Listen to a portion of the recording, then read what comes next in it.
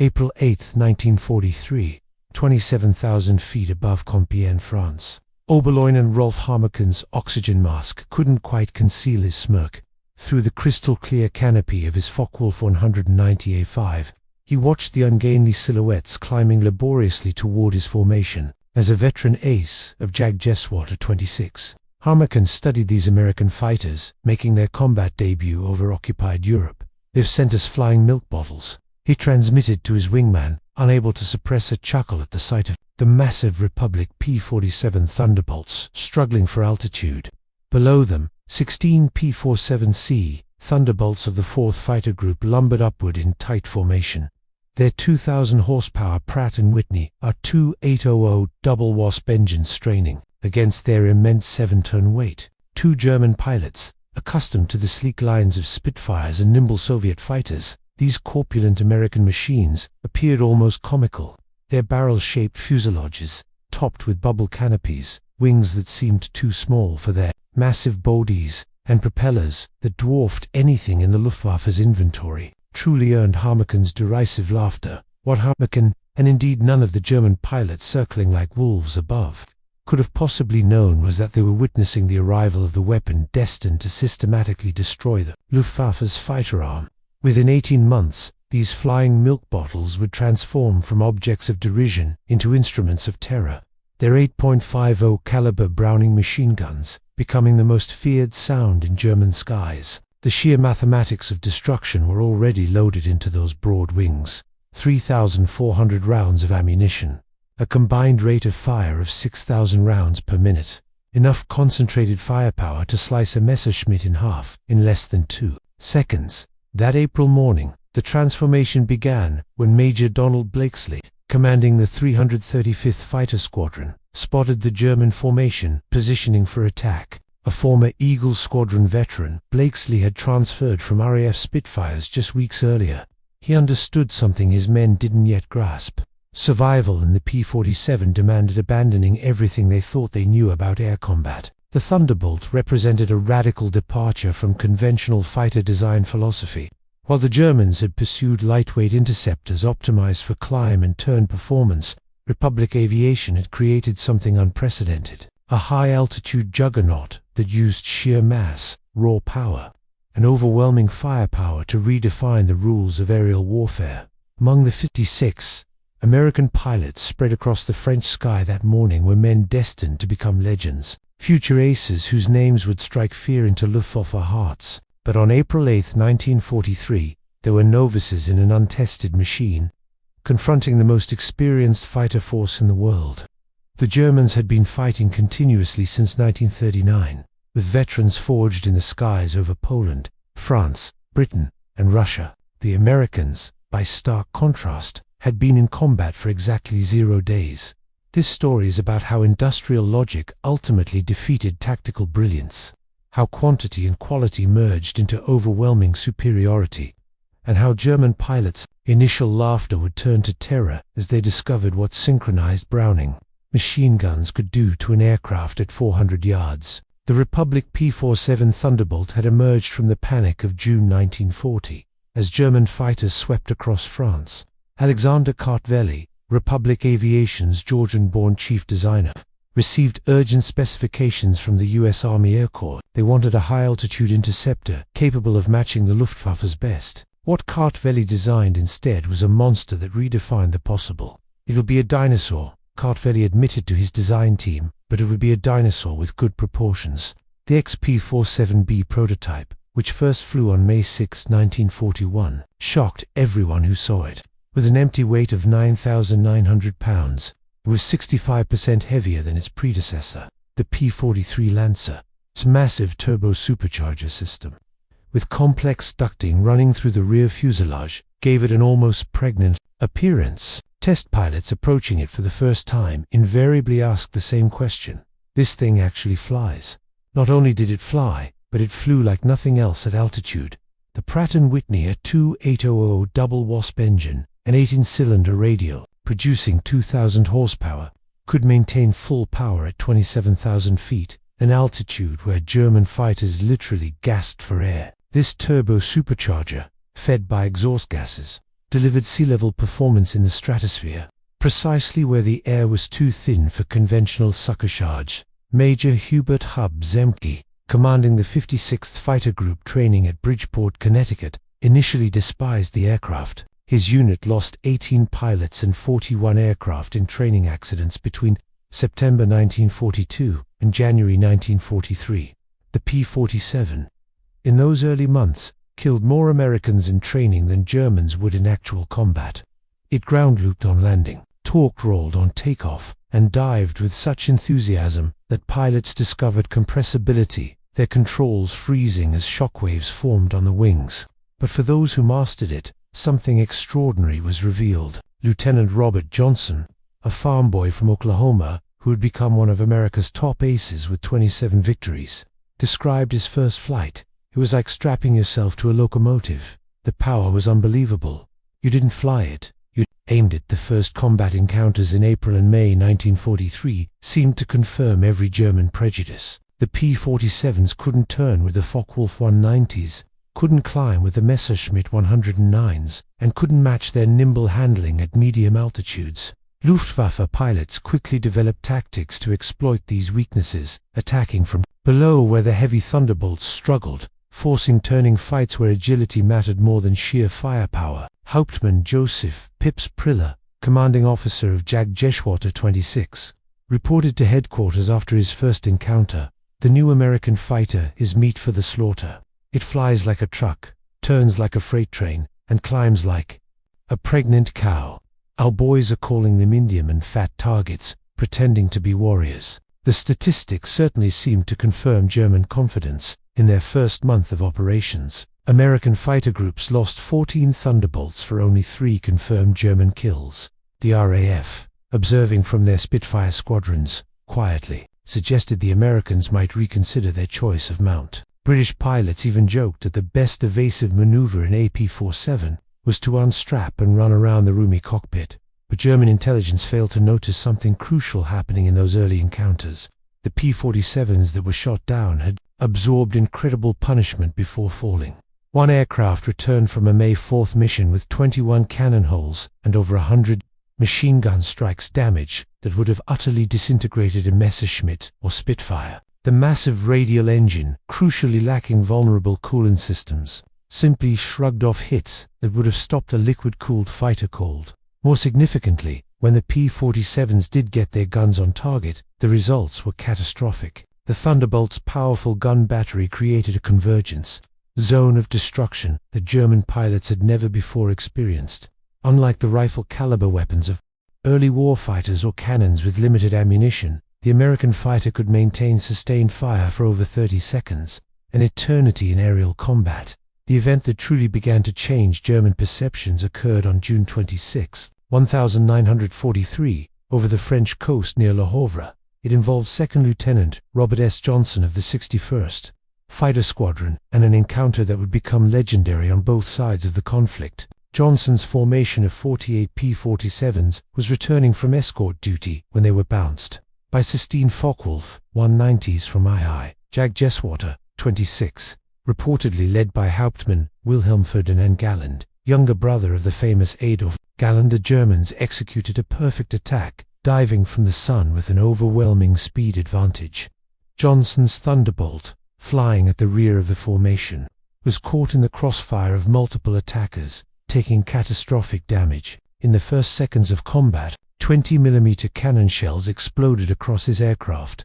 The canopy shattered, hydraulic fluid sprayed into the cockpit, the engine cowling was torn away, and fire erupted behind the instrument panel. Johnson, wounded in the nose and leg by shrapnel and bullet fragments, tried to bail out, but discovered the canopy was jammed. A 20mm shell had exploded in its track, welding it shut. He was trapped in a dying aircraft at 27,000 feet. What happened next defied every assumption about combat damage tolerance. Despite having no forward visibility through the oil-covered windscreen, a barely functioning engine that shook violently, and controls that responded only intermittently, Johnson somehow managed to level the aircraft and point it toward England. The P-47 continued flying with damage that would have reduced any other fighter to falling debris. Then, it got worse. A lone Focke-Wulf 190, flown by an unknown pilot from IIJG-26, discovered the crippled Thunderbolts limping toward the channel. At less than 170 miles per hour, historical research has never definitively identified this pilot, though several names have been proposed based on German combat reports from that day. What followed was one of the most extraordinary encounters in aerial warfare history. The German pilot positioned himself behind Johnson's P-47 and opened fire with his 4 20mm cannons and 2 13mm machine guns. Johnson, unable to evade, could only huddle behind his armor plate and pray. The Thunderbolt absorbed the entire cannon ammunition load. Then, the German repositioned and fired again, this time using only his machine guns. His cannon ammunition exhausted, the German pilot pulled alongside, staring in utter disbelief at the flying wreck. Johnson could see his face clearly, young, blonde, his expression shifting from confidence to confusion to something approaching fear. The German repositioned and emptied his remaining machine gun ammunition into the Thunderbolt.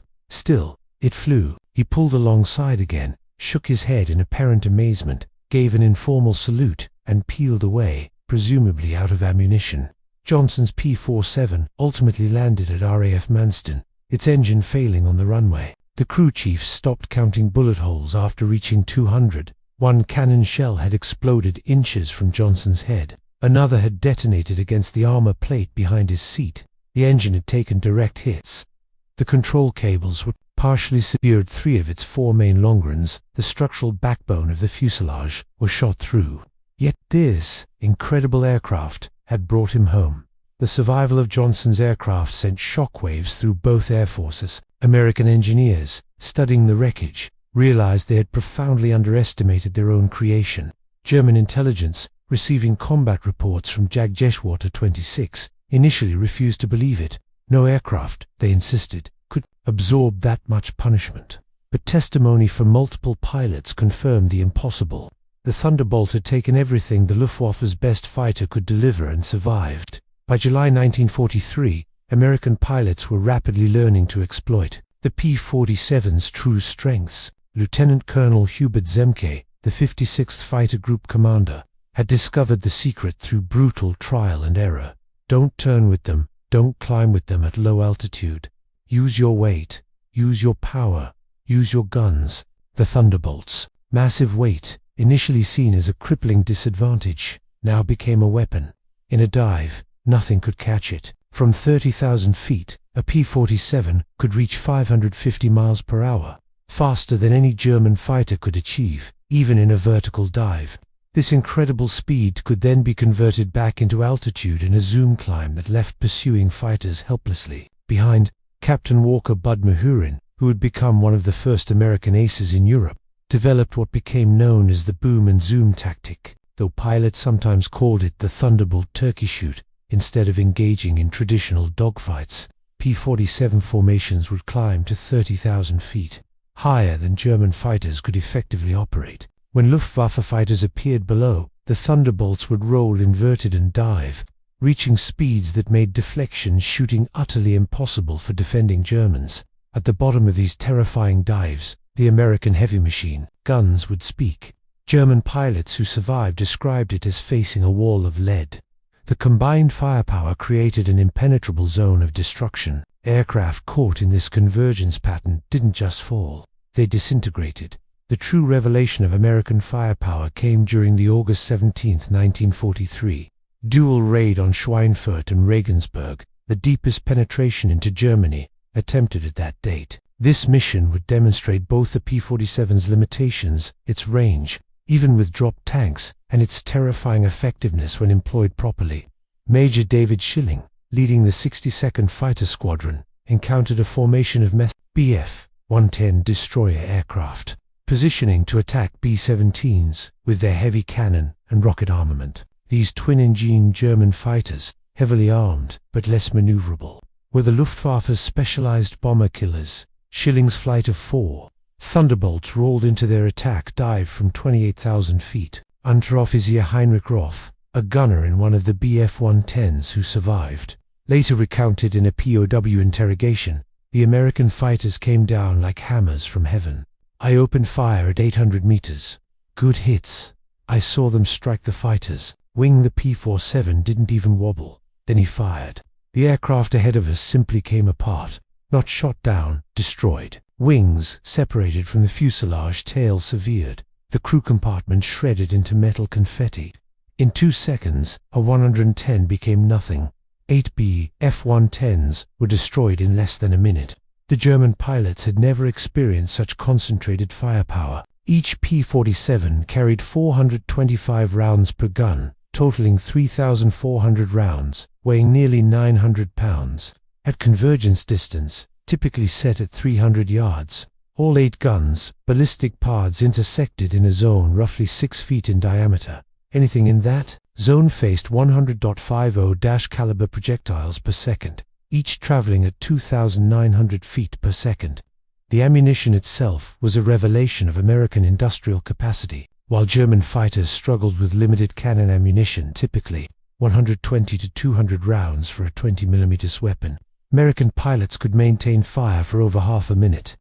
The standard combat load, mixed armor piercing, incendiary armor, incendiary tracer, and standard ball ammunition, designed to both destroy and ignite. Lieutenant Colonel Francis Gabiga Bresky, who had become the top American ace in Europe with 28 victories, described the effect. When you hit them with all 8, they don't just go down, they explode. I saw a 109 literally cut in half, the tail falling one way, the nose and wings another. The pilot never knew what hit him. By September 1943, the Luftwaffe was discovering another horrifying reality about the P-47. Its performance improved dramatically with altitude, while German fighters suffered. The turbo-supercharged double-wasp engine maintained its rated power output up to 30,000 feet. German fighters, relying on single-stage or two-stage mechanical superchargers, saw their performance degrade significantly above 25,000 feet. Major Hans Philipp, one of Germany's most successful aces with 206 victories, encountered this reality fatally on October 8, 1943, leading Jagdgeschwader 1 against a B-17 formation at 28,000 feet over Bremen. Philipp found his Focke-Wulf 190A6 sluggish and unresponsive in the thin air. The BMW 801 engine, powerful at medium altitudes, was gasping for oxygen nearly 6 miles above the Earth. When P-47s of the 56th Fighter Group dived on his formation from 32,000 feet, the German fighters were sitting ducks. Robert Johnson, now an experienced combat pilot on his way to ace status, was flying at 31,000 feet when he spotted Philipp's distinctive Focke-Wulf with its elaborate nose art. Johnson's combat report was clinical. Opened fire at 300 yards, 30 deflection. Observed strikes along entire fuselage. Enemy aircraft exploded. No parachute observed. Philipp's death sent shockwaves through the Luftwaffe. If one of their very best, a man who had survived over 500 combat missions on both Eastern and Western fronts, couldn't survive against the Thunderbolts, what chance did average pilots have? The German High Command ordered an immediate investigation into the P-47's capabilities. The report delivered to Reichsmarschall Hermann Göring in November 1943 was sobering. The Thunderbolt's service ceiling exceeded 42,000 feet, higher than any German fighter could reach. Its dive speed approached the sound barrier. Its armor included a 3/8-inch steel plate behind the pilot, a half-inch bulletproof glass windscreen, and armored deflection plates around the engine. Most disturbingly, its rugged construction allowed it to absorb damage that would destroy 3 conventional fighters and still return home. In January 1944, a new variant of the P-47 began arriving in England, one that would complete the transformation from laughingstock to nightmare. The P-47D-22 featured a Hamilton standard hydromatic propeller with paddle blades 13 feet in diameter, broad-chord blades that bit into the air like massive oars. The improvement in climb rate was immediate and dramatic. Where earlier Thunderbolts had climbed at an anemic 2,200 feet per minute at sea level, the paddle blade variants could achieve 3,000 feet per minute, matching or even exceeding German fighters at most altitudes. The massive propeller also significantly improved acceleration, allowing P-47s to build energy faster in level flight. Hauptmann Heinz Nock of Jagdgeschwader 11, a veteran with over 200 combat missions, encountered the new variants in February 1944 during a bomber interception near Hanover. He wrote in his combat diary, "The fat American fighters have learned to climb. We bounced a formation near Hanover, expecting our usual advantage. They turned into us and climbed with us. When we tried to disengage, they followed us up to 30,000 feet. Schmidt was caught and blown apart. Nothing left but smoke and fragments. These are not the same machines we laughed at last year." The paddle blade propeller did more than just improve performance.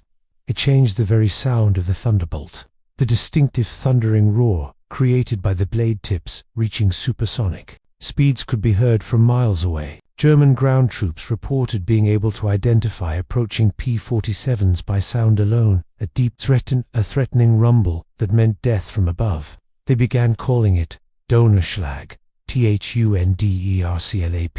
By March 1944, P-47s equipped with external fuel tanks could escort bombers deep into Germany. The standard configuration carried two 108-gallon wing tanks or a 75-gallon belly tank, extending their range to over 1,000 miles. With the paddle blade propeller providing improved performance even when loaded, Thunderbolts could fight on equal terms immediately after dropping tanks. The Luftwaffe's desperate response was to concentrate on the bombers, hoping to inflict enough losses to stop the American daylight campaign. But this required flying through the P-47 escort screen, an increasingly suicidal proposition. German pilots developed a grudging respect that bordered on outright fear for the big American fighters. Major Gunther Rauhl, one of Germany's top aces with 275 victories, mostly on the Eastern Front, survived an encounter with P-47s on March 6, 1944, that left him badly wounded. He later recalled in a post-war interview, "We saw them above us, fat silhouettes against the sun. Someone laughed and said, 'Here come the flying pigs.' Nobody was laughing 30 seconds later. They came down like an avalanche, faster than we could react. The first pass destroyed 3 of our fighters just gone, transformed into burning debris. Their guns didn't fire in bursts like ours. They poured out solid streams of fire. Getting caught in that stream meant instant death." The escort missions revealed another P-47 advantage: endurance. While German fighters operated at maximum power, settings that consumed fuel rapidly, the big American radials could cruise efficiently at high altitude. Thunderbolts could remain with the bombers for hours, rotating top cover while maintaining enough fuel for combat and return. As more P-51 Mustangs arrived to take over long-range escort duties in spring 1944, P-47 units increasingly focused on ground attack, a role that would make them the most feared aircraft in the German arsenal. The transition began in earnest. In April 1944, as the Allies prepared for the invasion of France, the Thunderbolt's heavy machine gun battery proved equally effective against ground targets. The standard armor-piercing incendiary ammunition could penetrate the top armor of most German vehicles, while the sheer volume of fire could destroy soft targets in seconds. A 2-second burst put 160 half-inch projectiles into a target area the size of a truck. But it was the addition of bombs and rockets that transformed the P-47 into a true multi-role monster. The D-25 variant could carry 2 1,000-pound bombs under the wings and a 500-pound bomb under the fuselage, a bomb load equal to early war medium bombers. Later variants added zero-length rocket stubs for 10 5-inch high-velocity aircraft, rockets HVARs, each equivalent to a 105mm artillery shell. Oberst Hans von Luck, commanding the 125th Panzergrenadier Regiment during the Normandy campaign, experienced P-47 ground attacks firsthand. They came in low, so low you could see the pilots' faces. The sound was terrifying, engines roaring, rockets screaming, then the hammer of those heavy machine guns. A column of our trucks simply ceased to exist. 20 vehicles transformed into burning wreckage in one pass. The psychological effect on the men was devastating. We called them Jabos, fighter bombers, but these were something beyond that. They were flying artillery with the accuracy of snipers. On June 6, 1944, the Luftwaffe discovered just how completely the balance of power had shifted. Over 500 P-47s provided air cover for the invasion, creating an impenetrable umbrella over the beaches. German fighters attempting to reach the landing zones were massacred. Oberleutnant Wolfgang Fischer of Jägerschwadron II, one of only 3 German pilots to reach the beaches that day, reported, "The sky belonged to the Americans." Thunderbolts were stacked from sea level to 30,000 feet. We tried to break through at dawn. 12 fighters from our group. I was the only one to return. The P-47s were waiting at every altitude. You couldn't climb over them, couldn't dive under them. Their guns turned our fighters into aluminum rain. In the weeks following D-Day, P-47s systematically destroyed German movement in daylight. The statistics were staggering. In June alone, 9th Air Force Thunderbolts claimed 651 locomotives, 3,847 trucks, 512 tanks and armored vehicles, and 4,553 horse-drawn vehicles destroyed. The Wehrmacht was forced to move only at night, severely hampering their ability to respond to Allied advances. The Germans tried everything to counter the Thunderbolt threat. They reinforced vehicle armor, deployed more anti-aircraft guns, developed new camouflage techniques. Nothing worked. The P-47's combination of speed, armor, and firepower made them nearly unstoppable. Even the feared 88mm flak guns struggled to track the fast-moving fighters at low altitude, while devastating Europe. The P-47 was simultaneously proving its worth in the Pacific theater. The 348th Fighter Group, operating from New Guinea, discovered that the Thunderbolt's qualities were perfectly suited to the vast distances and harsh conditions of the Pacific War. Colonel Neil Kirby, an impossible equation. Attacking meant facing P-47 formations that owned every altitude from ground level to 40,000 feet. Feldwebel Klaus Brechneter, one of the last German pilots trained in 1945, flew exactly one combat mission before the war ended. His encounter with P-47s over Leipzig lasted 12 seconds. I saw them diving from above, 4 Thunderbolts in perfect formation, he recounted. I tried to turn, but they were too fast. The leader fired from 500 meters. My aircraft shook like it was hit by sledgehammers. The engine exploded. The wings separated. I barely escaped. In the parachute, I watched them destroy my entire staff. 6 fighters gone in under a minute. The sky rained burning aluminum and bodies. The psychological impact was complete. German pilots developed what medical officers called jabbo fever, physical symptoms of stress appearing when Thunderbolts were reported in the area.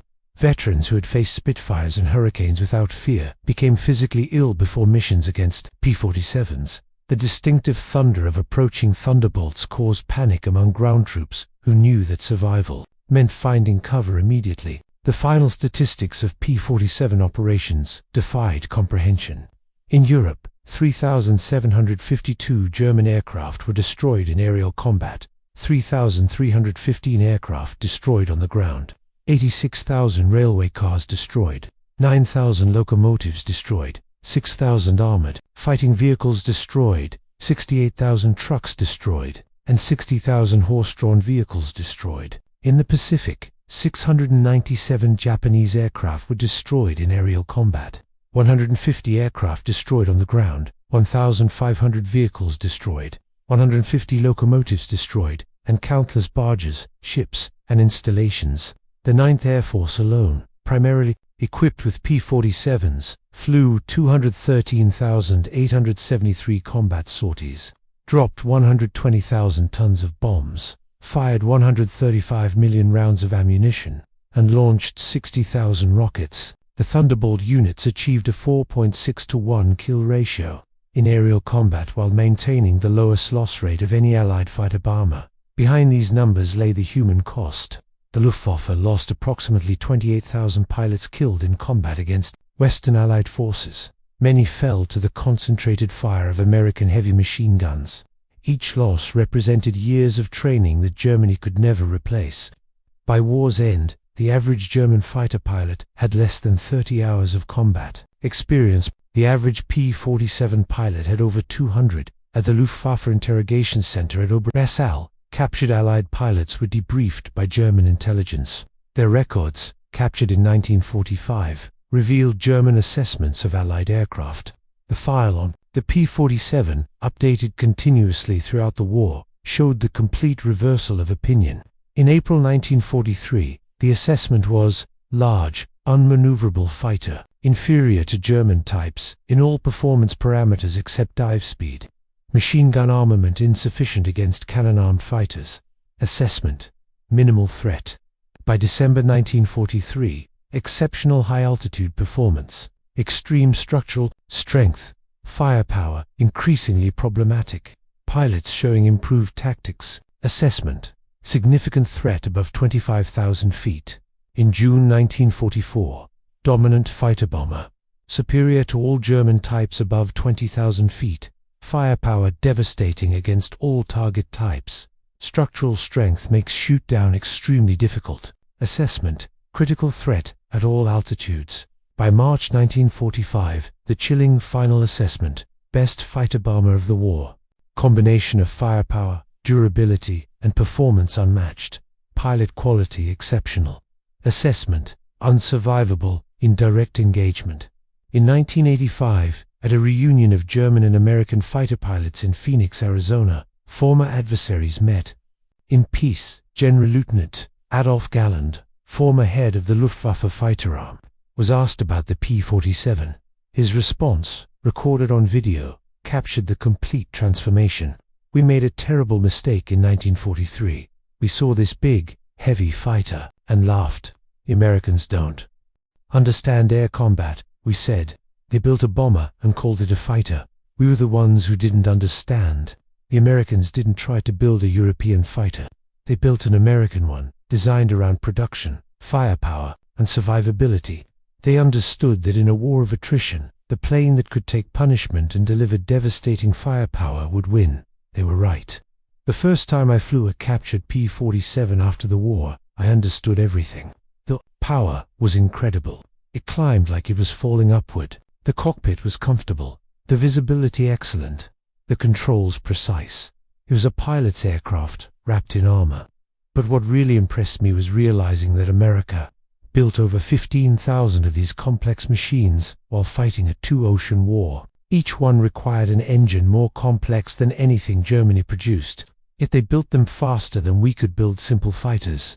That's when I knew we never had a chance. Those guns, we called them Roosevelt's piano because of the sound they made. Once you heard that sound, you never forgot it. Many of my friends heard it for the last time.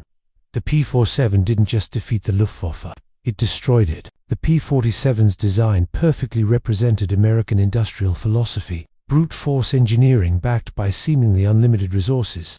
Every component was overbuilt, overpowered, and over-engineered. The wing spars could support 40,000 pounds, 3 times the aircraft's loaded weight. The engine mount could withstand 12 G-forces. The control cables were doubled throughout, with automatic backup systems. The ammunition feed system alone was a marvel of engineering. 8 separate ammunition boxes, each holding 425 rounds, fed through electric boost motors to prevent jamming during high-G maneuvers. The guns were electrically heated to prevent freezing at altitude. Each gun had its own charging mechanism and could be individually synchronized. The convergence was adjustable from 150 to 400 yards, allowing pilots to optimize for their preferred engagement range. Even after the war, some German veterans maintained that the P-47 won through quantity, not quality, that German fighters were technically superior but simply overwhelmed by numbers. However, combat records tell a different story. In engagements where numbers were equal, P-47s consistently prevailed. The heavy machine gun armament, initially dismissed as inferior to cannon, proved more effective in actual combat. Analysis of gun camera footage revealed why. Cannon shells, while individually more destructive, required precise aim and had limited ammunition, typically 120 to 200 rounds total. The P-47's weapons, by contrast, created a probability cloud of bullets that guaranteed hits, even with imperfect aim. At typical engagement ranges, a 2-second burst put at least 20 rounds into a fighter-sized target, more than enough to ensure destruction. The ammunition itself was superior. American .50 caliber, armor-piercing incendiary rounds used a delayed action fuse that ensured penetration before detonation. The incendiary compound burned at 3,000 degrees Fahrenheit, hot enough to ignite aluminum structures. German 20mm shells, while heavier, often exploded on surface contact, causing spectacular but sometimes superficial damage. The P-47 Thunderbolt remains the heaviest single-engine piston fighter ever mass-produced. Its empty weight of 10,000 pounds exceeded the gross weight of some twin-engine fighters.